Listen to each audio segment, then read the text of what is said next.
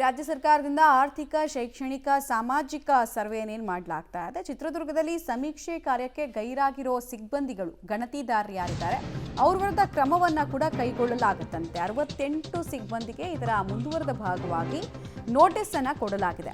ಸಮೀಕ್ಷೆಗೆ ಇಲ್ಲಿ ತನಕ 68 ಗಣತಿದಾರರು ಬಂದು ರಿಪೋರ್ಟ್ ಮಾಡ್ಕೊಳ್ತಾ ಇಲ್ಲ. ಇವರೆಲ್ಲ ಯಾರಿಗೆ ರಿಪೋರ್ಟ್ ಮಾಡ್ಕೊಳ್ಬೇಕು ಅಂದರೆ BLOಗೆ ರಿಪೋರ್ಟ್ ಮಾಡಬೇಕು. ಬೂತ್ ಲೆವೆಲ್ ಆಫೀಸರ್ಸ್ ಇರ್ತಾರೆ ಅವರಿಗೆ.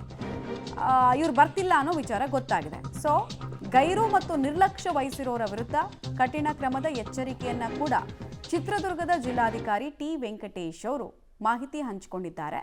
ಬಟ್ ಚಿತ್ರದುರ್ಗದಲ್ಲಿ ಸ್ವಲ್ಪ ಸಮಯದ ಹಿಂದಷ್ಟೇ ಒಂದು ಪ್ರತಿಭಟನೆಯನ್ನು ಕೂಡ ಗಣತಿದಾರರು ಮಾಡಿದರು. ಪ್ರಾಬ್ಲಮ್ ಏನಾಗ್ತಿದೆ ಅಂದರೆ ಆ್ಯಪ್ನಲ್ಲಿ ಸರ್ವರ್ ಡೌನ್ ಕಾಣಿಸ್ತಾ ಇದೆ, ಜಿಯೋ ಟ್ಯಾಗಿಂಗ್ ಸರಿಯಾಗಿಲ್ಲ. ಅಂದರೆ ಓನರು ಒಂದು ಲೊಕೇಶ್ನಲ್ಲಿ ಇದ್ದರೆ ಇನ್ನೊಂದು ಲೊಕೇಶ್ನಲ್ಲಿ ಈ ಜಿಯೋ ಟ್ಯಾಗಿಂಗ್ ತೋರಿಸ್ತಾ ಇದೆ, ಲೊಕೇಶನ್ ಬೇರೆ ಕಡೆ ತೋರಿಸ್ತಾ ಇದೆ. ಸೊ ಒಂದು ವೇಳೆ ಆ ಲೊಕೇಶನ್ಗೆ ಹೋಗಿ ನಾವು ಮಾಹಿತಿಗಳನ್ನು ಅಪ್ಲೋಡ್ ಮಾಡಿದ್ರು ಕೂಡ ಅದು ತೊಗೊಳ್ತಾ ಇಲ್ಲ ಅನ್ನೋದು ಅವ್ರದ್ದು ರಿಯಲಿಸ್ಟಿಕ್ ಪ್ರಾಬ್ಲಮ್ಗಳನ್ನು ಹೇಳ್ತಾ ಇದ್ದಾರೆ.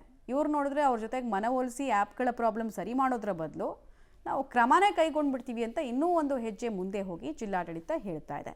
ಸೊ ಗಣತಿದಾರರು ಇದಕ್ಕೆಲ್ಲ ಬಗ್ತಾರ, ಮಂಡಿ ಉರ್ತಾರ ನೋಡಬೇಕು. ಇನ್ನೊಂದು ಕಡೆಗೆ ಚಿತ್ರದುರ್ಗ ಜಿಲ್ಲೆಯ ಚಳ್ಳಕೆರೆ ತಾಲೂಕಿನ ದಾಸರಹಳ್ಳಿಯಲ್ಲಿ ಏನಾಗ್ತಿದೆ ಅನ್ನೋದರ ಮಾಹಿತಿ ಕೂಡ ನೋಡೋಣ. ಶಿಕ್ಷಕಿ ಎಂ ರಾಧಾರಿಂದ ತ್ವರಿತಗತಿಯಲ್ಲಿ ಸಮೀಕ್ಷೆ ಕಾರ್ಯ ನಡೆದಿದೆಯಂತೆ. ಒಂದೇ ಪಾಸಿಟಿವ್ ವಿಚಾರ ಇಲ್ಲಿ ಬರ್ತಾ ಇರೋದು ನೋಡಿ. 5 ದಿನದಲ್ಲೇ ಸಮೀಕ್ಷೆಯನ್ನು ಪೂರ್ಣಗೊಳಿಸಿದ್ದಾರಂತ ಇವರು.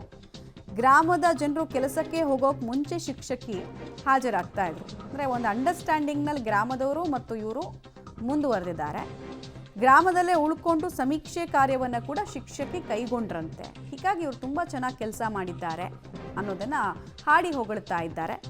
ಕೆಲಸದ ರೀತಿ, ಕೆಲಸದ ಕಾರ್ಯವೈಖರಿಗೆ ಅವ್ರು ಎಷ್ಟು ರೆಸ್ಪಾನ್ಸಿಬಲ್ ಆಗಿ ಮಾಡಿದ್ದಾರೆ ಅನ್ನೋದನ್ನು ಹೇಳಿದ್ದಾರೆ. ಅವ್ರಿಗೆ ಎಷ್ಟು ಸರ್ವೆಗೆ ಟಾರ್ಗೆಟ್ ಕೊಡಲಾಗಿತ್ತು ಅದನ್ನು 5 ದಿನದಲ್ಲಿ ರೀಚ್ ಆಗಿದ್ದಾರೆ. ಒಂದು ಕಮ್ಯುನಿಕೇಷನ್ ತುಂಬ ಚೆನ್ನಾಗಿತ್ತು ಇವ್ರದ್ದು ಅನ್ನೋದು ಗೊತ್ತಾಗ್ತಾ ಇದೆ. ಹಾಗೆ ಗ್ರಾಮಸ್ಥರು ಕೂಡ ತುಂಬ ಒಳ್ಳೆ ರೆಸ್ಪಾನ್ಸನ್ನು ಕೊಟ್ಟಿದ್ದಾರೆ.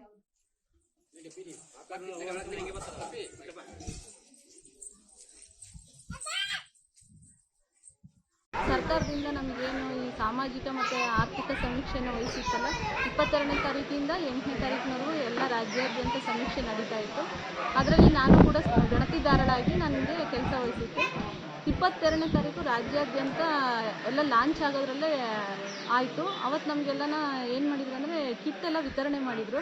ಮತ್ತು ಎಲ್ಲೆಲ್ಲಿ ಹೇಗೆ ಹೋಗಿ ಮ್ಯಾಪಿಂಗ್ ಮಾಡಬೇಕು ಮತ್ತು ಆಮೇಲೆ ಹೇಗೆ ಎನ್ಯುಮರೇಟರ್ಸ್ ಎಲ್ಲ ಹೋಗಿ ಗಣತಿ ಮಾಡಬೇಕು ಅಂತೇಳಿ ಎಲ್ಲ ಗೈಡೆನ್ಸ್ ಮಾಡಿದರು. ಅದಾಗಿ ನಮಗೆಲ್ಲ 23ನೇ ತಾರೀಕಿಗೆ ನಾವೆಲ್ಲ ಫೀಲ್ಡಿಗೆ ಬಂದ್ವಿ.